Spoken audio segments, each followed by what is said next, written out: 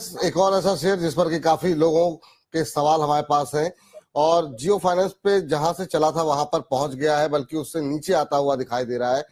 200 के आसपास जियो फाइनेंस कैसा लग रहा है? अगर फंडामेंटल अच्छे हैं जियो फाइनेंस के, तो ये क्या अब जो है लिया जा सकता है लॉन्ग टर्म के लिहाज से?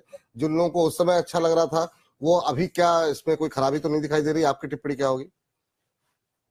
मुझे बात नहीं समझ में आ रही है सर। जो कंपनी काम नहीं कर रही, जो कंपनी अभी केवल पेपर पे काम कर रही है, वो कंपनी को लिस्टिंग में हमने 350 रुपए का भाव दे दिया। चलो ठीक है, वो आया भी, स्टॉप लॉस नहीं लगाया हमने कई बार डिस्कस किया। मैं और भी कई चैनल पे रहता हूँ, मैंने वहां भी जो है हर बार डिस्कस किया है कि स्टॉप लॉस लेके चलिए। आप कहीं भी जाइए 10-5% का, क्योंकि कंपनी काम नहीं कर रही है। कंपनी जब रियल में जब काम करेगी, जब वहां बैलेंस शीट आएगा, जब प्रॉफिट बनेगा, फिर हम देखेंगे कंपनी के क्या विजन है। तो अभी हम वो कंपनी में निवेश कर रहे हैं कि जहां पे कि कंपनी का सिर्फ बैकिंग बैकिंग जो है, उनका नाम किससे है, जुड़ा हुआ रिलायंस इंडस्ट्री से।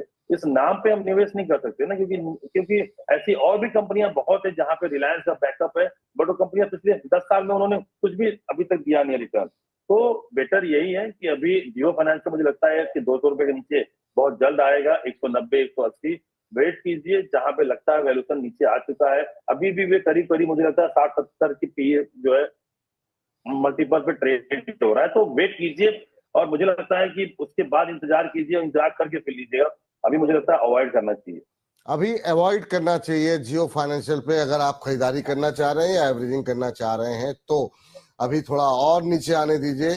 उसके बाद कुछ सोचा जाएगा, फिर आपको बताया जाएगा कि यहाँ पर स्ट्रेटजी क्या होनी चाहिए। अगले दर्शक नितिन हमारे साथ है। एक और ऐसा शेयर जिस पर कि काफी लोगों के सवाल हमारे पास हैं और जियो फाइनेंस पे जहां से चला था वहां पर पहुंच गया है, बल्कि उससे नीचे आता हुआ दिखाई दे रहा है।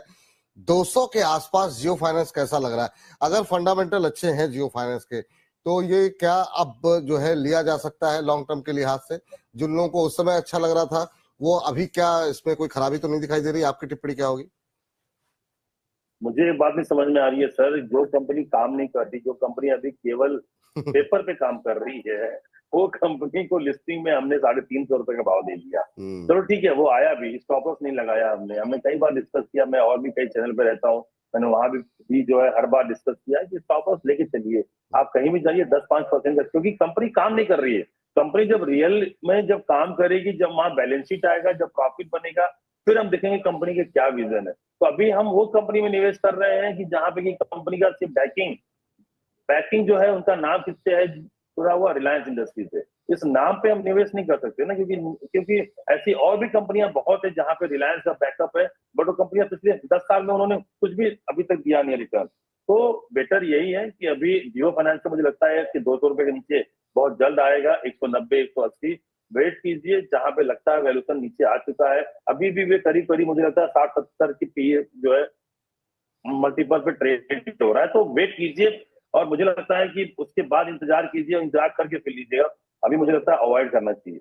अभी अवॉइड करना चाहिए जियो फाइनेंशियल पे। अगर आप खरीदारी करना चाह रहे हैं या एवरेजिंग करना चाह रहे हैं, तो अभी थोड़ा और नीचे आने दीजिए।